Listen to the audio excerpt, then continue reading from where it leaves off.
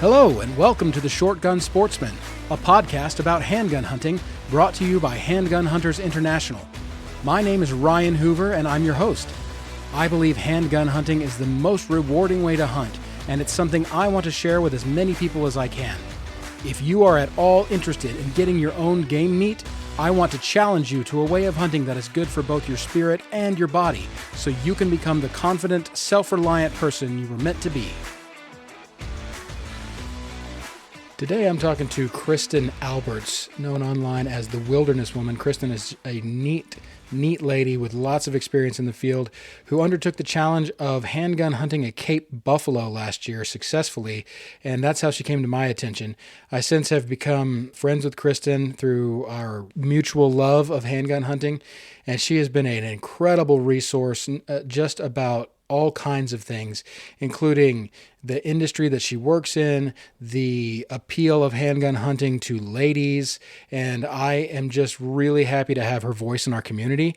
She writes for several places, the most notably guns.com, and you can read all of her stuff there, and I hope that she does more for the Six Gunner for us. Speaking of that, I hope that you will go to subscribepage.com/The Six Gunner and subscribe to our magazine, The Six Gunner, for free. Again, that is a free publication that HHI puts out to everybody, and it's kind of our message about how much we love handgun hunting to the world. In it, you'll find articles by handgun hunters who have actually been there, about hunts, about really fun ways, reloading. We had a great reloading article a while back about reloading shot shells and handguns, and just so much knowledge and experience there. So again, please go subscribe at subscribepage.com/The Six Gunner. I hope you enjoy my interview with Kristin Alberts. It was a real fun one for me to do, especially because she brings a fresh perspective to all of this. And here it is.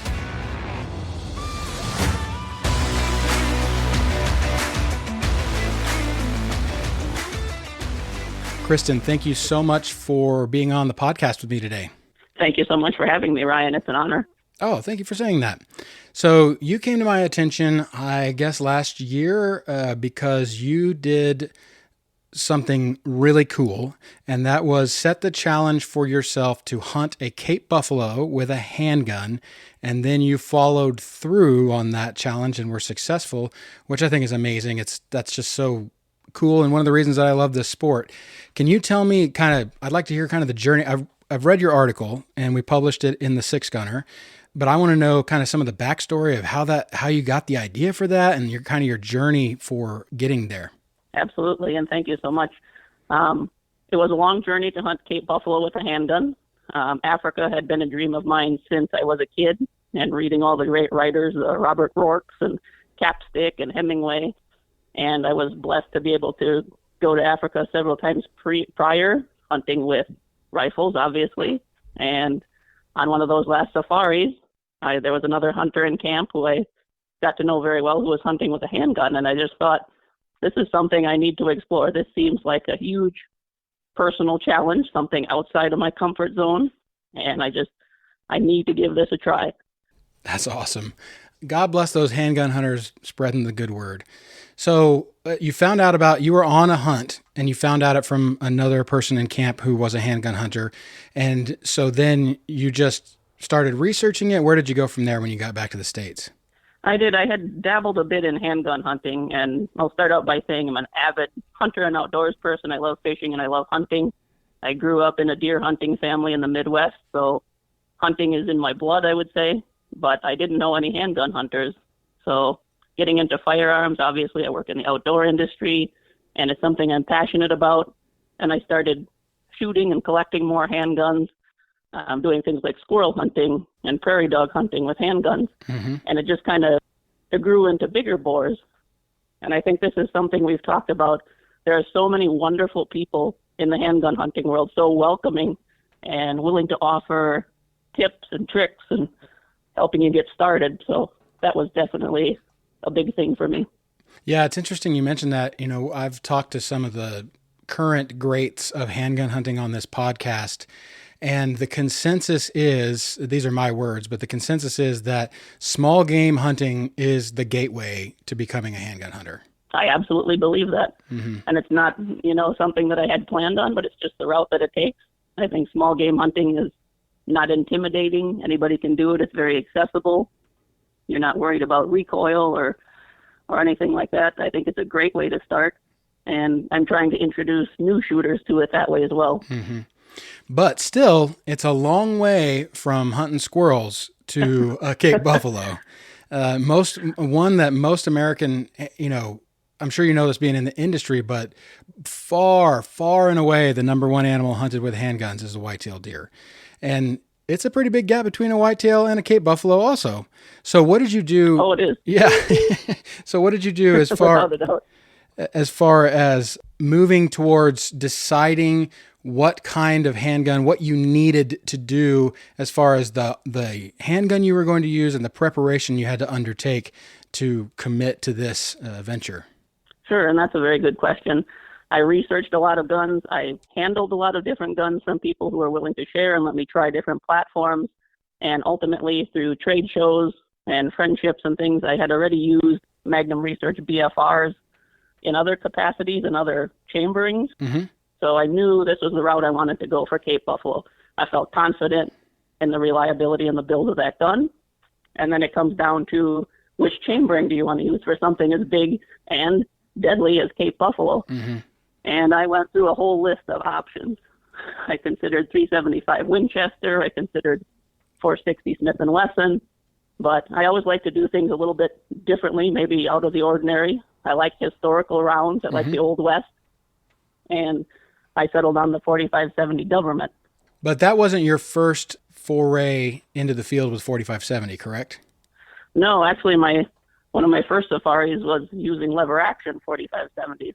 And I know that's a bit unconventional, and people will make the argument that there are better and more suitable rounds, and they're absolutely right. But there is something to be said for the nostalgia of that now 150-year-old round that is still getting it done and still very capable. Right.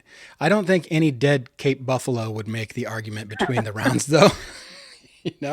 I would agree with you there. Yeah, you can only go so far in that direction before you're already there.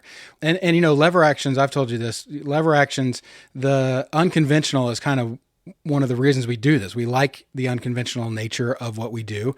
And lever actions are a very similar thing. A lot of handgun hunters are also lever action or single shot guys because we want that kind of unconventional method. And I think that's fantastic.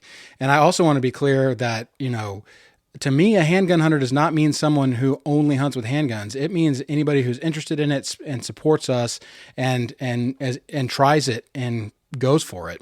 I think that's a great point. And I hear that from a lot of people when they say, oh, you're a handgun hunter. And I say, yes, I am, but I'm also a bow hunter and a rifle hunter and a shotgun hunter. I don't think we need to be pigeonholed into one thing. Handgun hunting is wonderful and I love it, but there's lots of other avenues to explore as well. Yeah, exactly. But I have to say, especially in this forum, I have found handgun hunters to be some of the most welcoming, knowledgeable, passionate people I've met. Well, I'm glad to hear that. I felt the same way. I've had so much wonderful support since I became interested in it as well. Okay, so you settled on the 4570 Government, that big old revolver from Magnum Research, and then your next choice, I assume, was what kind of sighting system you were going to use? Yep, that was a twofold. The optics were a big thing for me, just figuring out what I wanted. And also one of the draws of the 4570 was the really extensive range of bullet types and weights to choose from so that I could tailor it for and use the gun for a plains game and for dangerous game. But for me, a lot of it is really getting comfortable with the gun and feeling confident in my shot placement. Obviously, controlling recoil on something like that is key for me, especially as a woman. I don't believe I have the hand strength that a lot of men probably have or the hand size. So I need to feel confident in what I'm doing before I do it. To that end, I decided with a loophole, a straight 2-power optic. Yeah, one of my favorites. Funny enough, my very first hunting handgun that I started with, I put a loophole 4-power on it. And hold on, let me stop and say that I'm one of those weird people that's really a stickler about names, and you're one of the only people I've ever heard pronounce loophole correctly. I probably am in your same camp as a stickler about names. Anyway, I started with a fixed 4-power loop hold on a gun of mine, and I found it too much with my inexperience at the time to be able to be steady. And I really love that 2-power scope is fantastic. So you put that on there, and here's a question from somebody who's dealt with target panic or a flinch. Did you start at a recoil level with your ammunition for familiarization and then work your way up? I did, absolutely. I started with some reduced recoil loads to really get comfortable before making that decision, obviously. And I wouldn't have taken the 45-70 period if I didn't feel like it was a controllable platform for me that I can shoot well. And that's something I really advocate for with new hunters, whatever game you're pursuing, especially with a handgun, is not to shoot more gun than you're comfortable with. I would rather take a 45-70 out and be able to place that shot exactly than to step up to a big bore that I can't handle. Yeah, I'm right there with you. Absolutely. So through this process, did you have any mentors that we might know or we should know? Actually, yeah, when I was first getting started in handgun hunting, I'm not sure if you're familiar with Ernie Bishop. Oh, yeah. He's, yeah, I found him not only to be an incredibly fine human being, but very helpful and very humble in helping me learn about chamberings I might consider and different gun builds, and just really opening up that whole world of handgun hunting and competition shooting. That's cool. I've actually had Ernie on the podcast. He's a great guy. He's one of those people. I missed that episode. It's all right. It's one of those guys that he's been very supportive and just kind to me. You know, he puts on that shoot in Wyoming Y shot, and it's just, yeah, that's cool. Yeah, Ernie's a great HHI member. I love Ernie. Absolutely. I'm glad to hear that connection. Yeah, I was very blessed to speak with him. And the funny thing is, you asked about other people that influence you, and one of the people who I've never met in person, never talked to in any capacity is Mark Hampton, who I know is a big supporter of HHI. Mm-hmm. But I have read his work for a long time and just never crossed paths with him. But I think that really points to the way we can influence one another and not even know about it. Oh, absolutely. Yeah, and Mark's attitude comes through in his writing. He is just, you know, when I always find it funny because whenever he gives advice or anything, he always ends it with just my 2 cents. And I'm like, absolutely, man, that's worth a quarter at least, you know, from coming from you. But yeah, without a doubt. Yeah, and I have his books, and they're well read. Those books are, for sure. Yeah, I can understand that.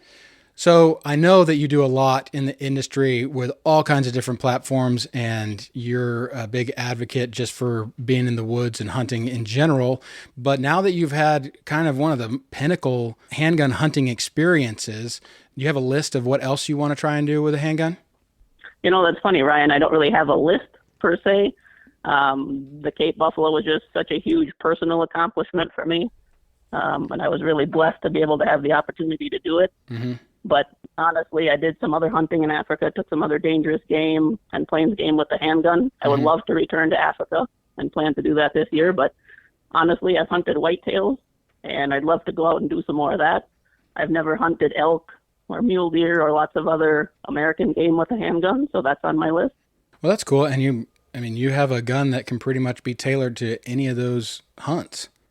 Well, and I think part of this handgun hunting addiction is that you're always wanting to try out new and different guns and different calibers and acquire a collection. I was just gonna say that. It's like, you know, I always, whenever I'm promoting or talking about it in a promoting way, I always say, you know, you have two options as a handgunner. You can kind of fall into that beware the man or woman with one gun camp, you know, because you can get a gun that's going to take care of 95% of what you want. However, I don't know any handgunner that does that. Absolutely. And I totally respect the one gun people. And there's a small part of me that thinks that is absolutely the way to go because you're so in tune with that gun. But I just have this affliction for gun collecting and wanting to shoot them and try them and learn from other hunters and shooters. Oh yeah. Same. Absolutely the same. It's always what's next edition or caliber or whatever, which is good for us as customers of the industry in that we actually buy things, you know, because we're always looking for something to buy. Well, that is true. We're consumers. I'm the same with you. I'm I always tell people I'm a evangelist, not an expert. I rely on the expertise of a lot of people when I'm trying to do something that I haven't done before. But a lot of American game are just fantastic species to chase with a handgun, and I'm looking forward to my chance to do it. Right now, my biggest bucket list item is black bear. That's really what I'm trying to figure out how I can make happen. That would be a wonderful hunt too. That's something I would consider. And I think that's the thing. You don't necessarily need to travel to faraway places or spend tons of money to experience amazing handgun hunting adventures. That's just wonderful. Yeah, and I mean, I had so much fun just prairie dog hunting and when I was up in Wyoming, and even little things like that, you get a lot of enjoyment out of.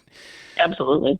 So I wanted to talk to you. You are your handle on Instagram is the Wilderness Woman, and obviously you are a fantastic example to other women in the industry, as well as women hunters and those women who would be interested in hunting. Can you tell me, is there anything specifically, handgun related that you found empowering? Absolutely. And thank you for those kind words. I really appreciate that. Yes, as I call myself the Wilderness Woman because I love everything out of doors: fishing, ice fishing, camping, hunting, maple syrup time, but especially, obviously, I work in the firearms industry and I love the guns and the hunting. I think we're seeing now more than ever a rise in women interested in the sport. It's one of the fastest growing demographics, if not the fastest. That really makes me happy. There's no reason, for the most part, that women can't do the same things in hunting that men can do. And I think you mentioned the word empowering. It definitely is. One, stepping outside your comfort zone, challenging yourself, learning new things, making new contacts, mentors, and friends. I think there are some great opportunities out there for women in the outdoors right now to try out different types of hunting, mentored turkey hunting, bear hunting, deer hunting, and lots of groups to follow up with. But I find a group like HHI that we're talking to right now is a great and welcoming spot. I've made a lot of new contacts already just in being a member for less than a year, so it's really an honor to be a part of the group. And I think women may be a little hesitant to enter a field that they're not familiar with, but once you do, you find all these people so willing to help, and that's a wonderful thing. Oh, I'm glad to hear you say that, and that means a lot to me because I'm just passionate about growing the sport. I obviously being the director of HHI, I love our members, but I just want to grow the sport, and there's such a good opportunity. My wife is a small lady, and she has always said that she just loves how big using a handgun makes her feel. Just the force multiplier type of deal, and I love that.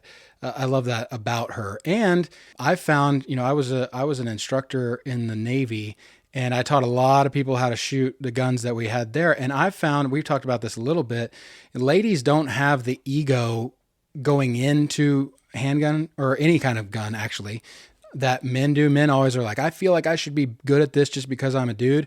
And ladies are just like, I just want to be good at something. And so I feel as a guy, that's been a lot I've learned from my wife, kind of that philosophy. Yeah, and that's really interesting to hear you say that. And I feel bad for men in that way because society puts so many standards on people that you are a man, you will be good at this. And that puts undue pressure on yourself that you need to perform at a certain level when really we're all starting from a certain point and learning and trying to be better. So I think we can all learn from each other. Yes. Okay. Can you tell me if you're giving advice to anybody these days, I mean, women or men, but I don't know what kind of people come to you to get into the sport of handgun hunting. What are kind of your recommendations that the route they pursue? First, I think it's a great thing if they're showing interest in handgun hunting.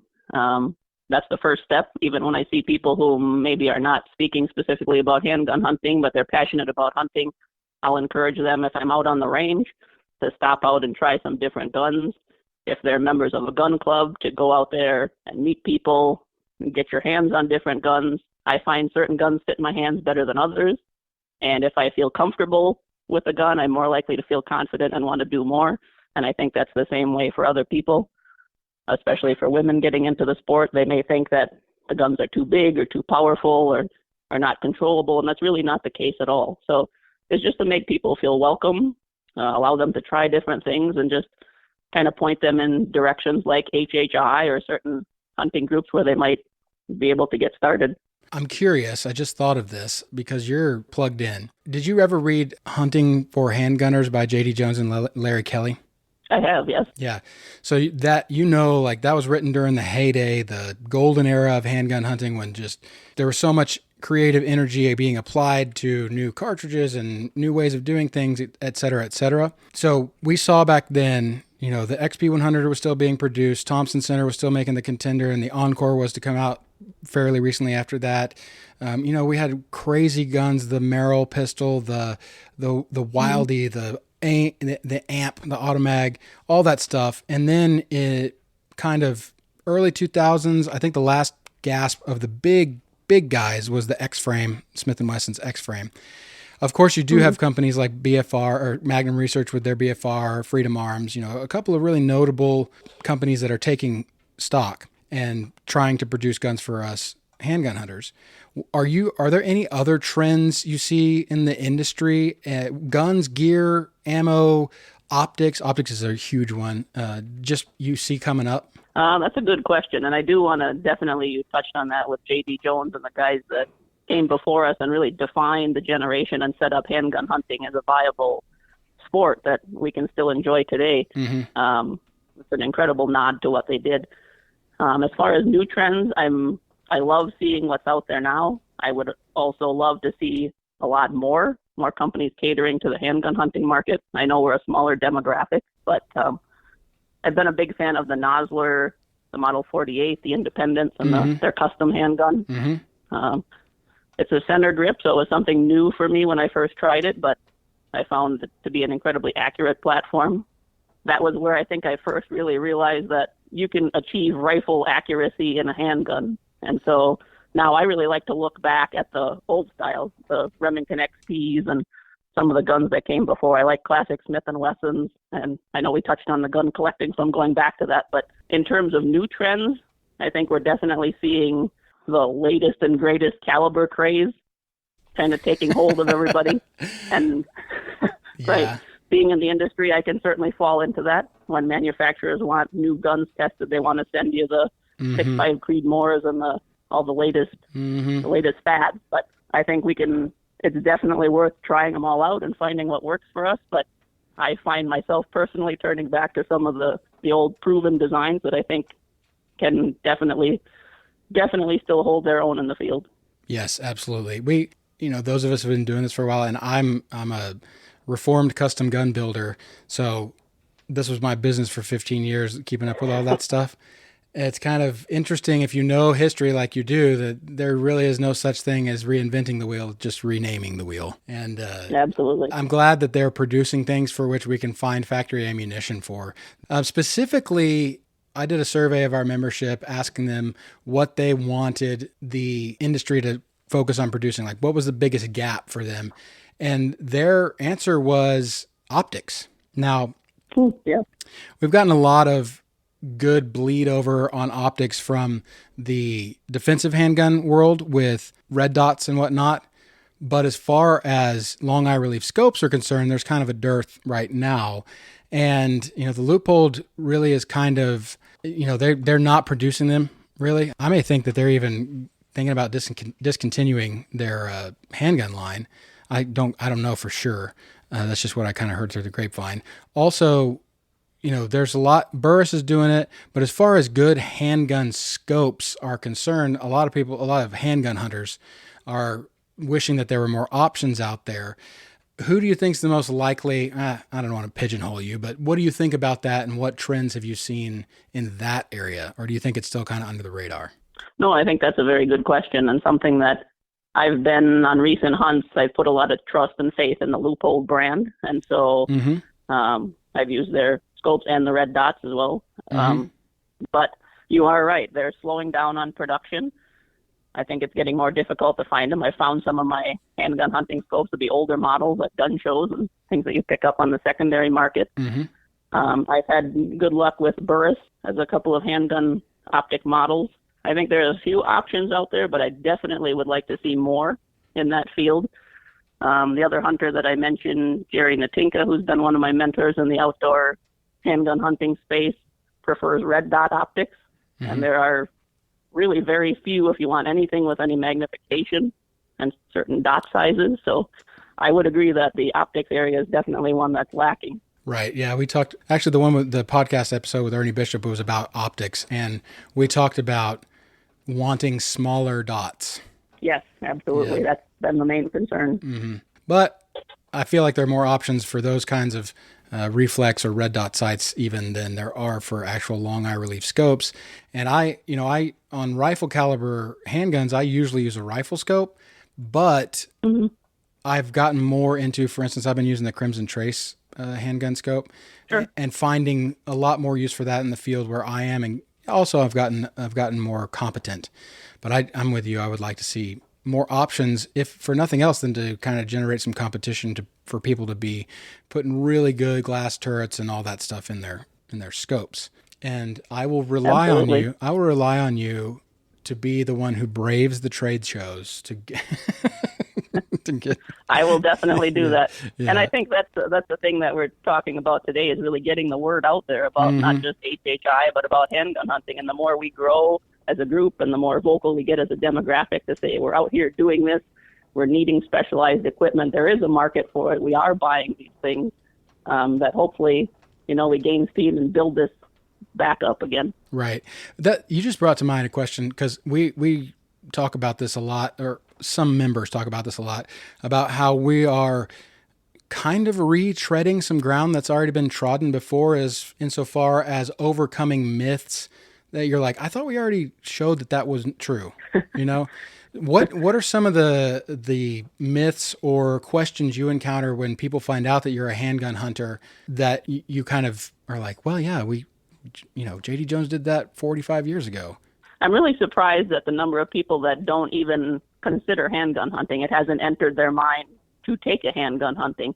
And a lot of these people are guys that I've hunted with for years, and I know they have multiple rifles and they're avid hunters and they own handguns for range time or for personal protection, but it just is not in their consciousness to take it out hunting until you start the conversation and something clicks the same way it did with me. For years, I didn't think about doing this, and then it's like a light bulb goes on and you realize what a wonderful world you've been missing out on this whole time. That's the same. I don't want to say resistance, because they don't even know a lot of times. Oh, really? You don't even, or they think that we just hunt kind of what I call throwaway species, not because I think they're throwaway, but because people, they're always like, oh yeah, to hunt pigs, you can hunt pigs with a pistol. It's like, no, it's legit. You can hunt anything. Yeah. So what about, here's another question for you. As again, like I said, I used to be a gun builder, and I was always keen on making sure, exactly like you said, that the gun fit the person shooting it. Did you, with your BFR, did you use stock grips, or did you have a different aftermarket or custom option? I did actually end up going with their rubberized grips. I started out with the slimmer hard style, the Micarta type of grip. And I found I just didn't feel like I had enough control on the gun, even though I generally have small hands and I prefer a smaller, slimmer grip. But with that larger, oversized wraparound rubber, I just felt a lot more confident having the purchase on the gun with those type of grips. I would consider in the future having some custom grips made to fit my hands. Yeah. And, being a shotgunner, I'm sure you definitely understand the importance of fit. Absolutely. Yeah. Without a doubt. I want to run this by you. A crazy idea that I've had. I want to hunt birds with a handgun. Mm-hmm. It's been done before, and you have to have, obviously with all the NFA regulations, you have to have stamps, or you have to make sure that it's legal. And there was an article in the old six gunner that somebody went pheasant hunting with a contender in 28 gauge. I think it was. That's interesting. Yeah. Obviously his range was very limited, but he did manage to kill a pheasant with it. And that's something that's always, because, that's one of those things. It's like you can handgun hunt everything except birds. And, part of that is because you can't have a smoothbore handgun without a bunch of paperwork from the feds, but also because talk about a challenge. I'm interested in that as well. And that's kind of one of my side projects right now, trying to figure out how to get that done. Yeah, that's interesting. Yeah. And I believe there are some states where you can hunt turkey with a rifled bore, just a standard handgun. True. Yes. Oh, Texas. You know where I lived. Yeah, Texas, that's what Yeah, I thought. Yeah. we hunt. We have a great member, Randy. He is a prolific turkey hunter. A lot of states don't allow you to hunt with a handgun, and a lot of states don't have concurrent turkey and deer seasons like we do. So, there's a few obstacles for folks in different states. But yeah, it's taken for granted that you can hunt turkey with a handgun down here, whether it be a contender in 410 or like the member I'm thinking of, 41 mag. He's got his shots just perfectly made to where I'm pretty sure he shoots from behind, and so it just goes straight through the body cavity. And he says he has very little meat loss. And there's some pictures of it up on our website, and it's not very destructive. It's pretty cool. Yeah, you have some great hunting opportunities in Texas, without a doubt. Yes, absolutely. And I'm learning more and more about them. Where I live, most of those opportunities come from just who you know. I have a friend who has land, or I have a friend who has a ranch, et cetera, et cetera. And we don't have a lot of the federal land or Forest Service, et cetera, land that other states are lucky enough to have. But apparently, and this is what I'm currently researching based on the advice of Larry Wysoon, that there are a lot of places that we might be able to get something together as far as doing a DIY public land hunt in Texas. And that'd be cool because there's certainly a stigma surrounding that in Texas. Yeah, that would be very interesting. So can you tell me, lastly, what's your year look like? You said you're going back to Africa this year? I am planning another return. I've been lucky to partner with a great outfitter there, Stephen Bann and SB Hunting Safaris, who, because we wanted to do handgun hunting there, he went through the work to get the permits to allow us to legally do the importation, temporary import, and hunting. Not all outfitters are licensed to do so. Mm-hmm. Some of them are. But I think for anybody who's considered an African safari, that is such an amazing place, whether you're hunting with a handgun or any type of firearm. Game is plentiful. You're treated first class all the way. In everything I've experienced, I've always felt safe. I've always felt comfortable and just absolutely amazed at the scenery, the animals, the people. So obviously it's in my blood, and it's a big draw to keep going back there. My bucket list is a mile long of places I'd like to go hunting, quite honestly. And I think that's an important thing to mention. We're talking about handgun hunting, but yes, I want to hunt Cape buffalo, or I want to hunt hippo, or whatever the next challenge might be with a handgun, but it's about so much more than just harvesting an animal. I enjoy the pre-hunt process, the preparation, the range time, the thinking about it, the dreaming about it, almost as much as I do in actually doing it. Absolutely. So true. That is so true. I can't tell you how much I agree with that, what you're saying about that's just a potential culmination of a fulfilling venture that you get that fulfillment of whether or not you're quote unquote successful. Without a doubt. Yeah. Along the way, you asked about preparation, and you spend a lot of time shooting from sticks and shooting offhand and learning what your comfort zone is. But at the end of the day, if you're a handgun hunter, and I think everybody who's listening has experienced this, it's a more difficult way to hunt. You'll experience frustration and failure, but that makes the ultimate success even more sweet. Absolutely. Oh my gosh, that's so true. Okay, so tell us about how people can follow you, read you, what you're up to, and what your plans are for, going forward as far as your writing and videos and whatnot.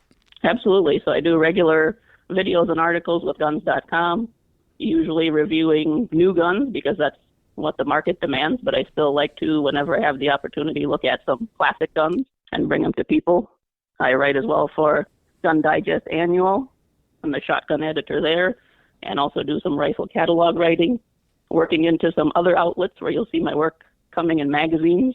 I've done writing for African Hunting Gazette. I'm on Facebook and Instagram as a Wilderness Woman. Feel free to reach out to me anytime, whether you're looking to explore a safari or handgun hunting or gun collecting. I'm always happy to talk about our industry. And I can confirm that. You are always happy to talk about the industry, and you're always a pleasure to talk to. Thank you so much for doing this podcast with me today. I know I have some more ideas, and I'm sure we'll do more in the future. Absolutely. I would love to do that. I enjoy the show, and I just want to say, just because I've hunted a Cape buffalo does not mean I'm an expert on handgun hunting. I am learning every day, learning from you and the guests on the show. So I'm just very honored to be with you. Well, thank you. Thank you, Kristin. We'll talk to you soon.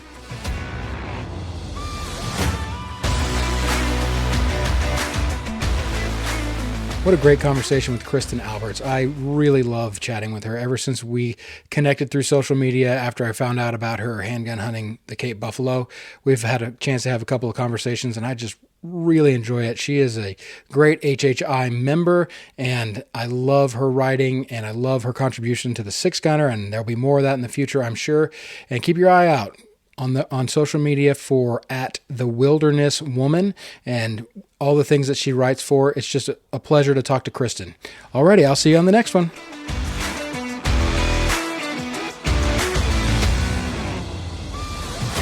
This podcast is produced by Handgun Hunters International. HHI is the only organization dedicated solely to supporting and growing the sport of handgun hunting. Membership gets you access to our great, well-moderated forum where friendly handgun hunters of all experience levels share stories and information from folks that have actual experience in our sport. We also host giveaways to our members of guns, gear, and ammo every month, and each prize is worth several times what membership costs. In addition to this podcast, we publish a free digital magazine, The Six Gunner, which is written exclusively by HHI members. If you are a handgun hunter or support handgun hunting in any way, you need to be a member of HHI. Join today at handgunhuntersinternational.com. Again, if you have any questions on how to get started in handgun hunting, please reach out to me at ryan@handgunhuntersinternational.com. If you think we deserve it, please leave us a 5-star review, and don't forget to follow Handgun Hunters International on social media @HandgunHuntersINT. God bless and good hunting.